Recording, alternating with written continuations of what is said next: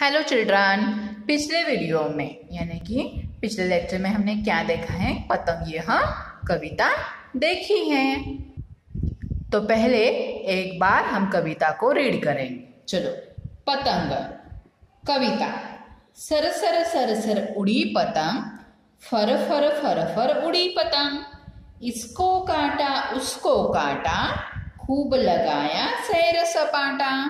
Sir sir sir sir उड़ी पतंग, फर फर फर फर उड़ी पतंग। इसको काटा उसको काटा, खूब लगाया सैर सपाटा। अब लड़ने में जुटी पतंग, अरे कट गई लुटी पतंग। सर सर सर सर उड़ी पतंग, फर फर फर फर उड़ी पतंग।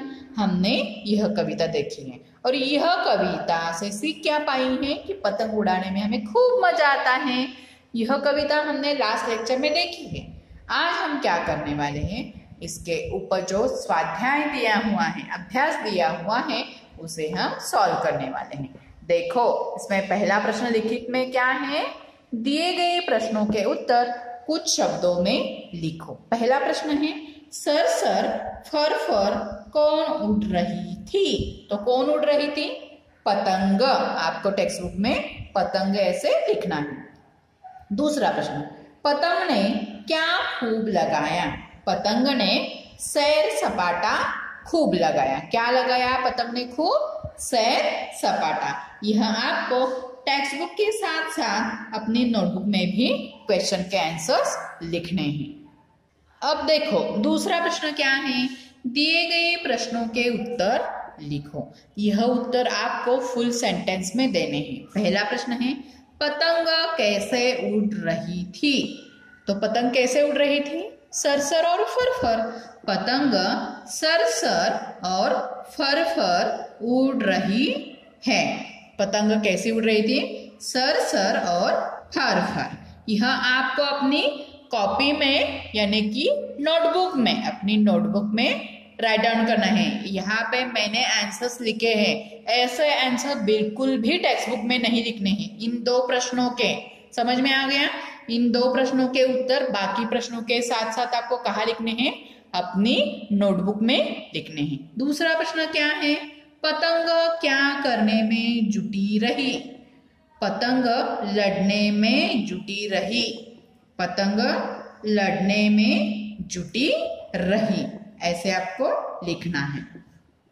यानी कि यह आपको टेक्स्ट बुक में राइट डाउन नहीं करना है, नोटबुक में लिखना है। पतंग लड़ने में जुटी रही। देखो, भाषा की दुनिया यानी कि ग्रामर में क्या है? भाषा की दुनिया यानी ग्रामर में क्या है? देखो, ग्रामर में पहला प्रश्न है, मिलते जुलते शब्दों का मिलान करो।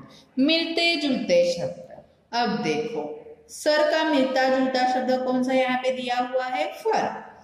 जुटी, जुटी का मिलता जुलता शब्द कौन सा होगा? आपने तो कविता पढ़ी है, तो आपको याद आना चाहिए कि जुटी का मिलता जुलता शब्द है जुटी लुटी।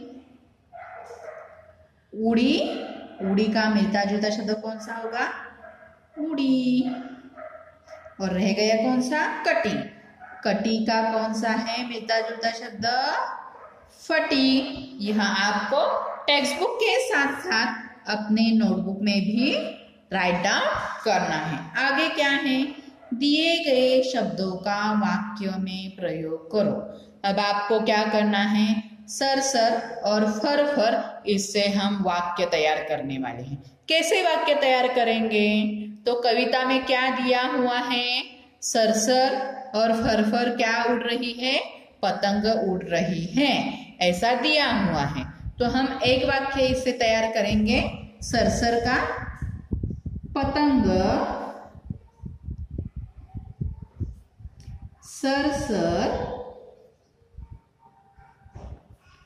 उड़ रही है। इसी तरह आपको फर फर से यानी कि फर फर इस शब्द को इस्तेमाल करके वाक्य में प्रयोग करना है। क्या करना है? वाक्य में प्रयोग करना है, यानी कि क्या करना है? वाक्य तैयार करना है। समझ में आ गया? कौन सी कविता का हमने स्वाध्याय सॉल्व किया है? पतंग। इस कविता का हमने स्वाध्याय सॉल्व किया हुआ है। अब आपको क्या करना है?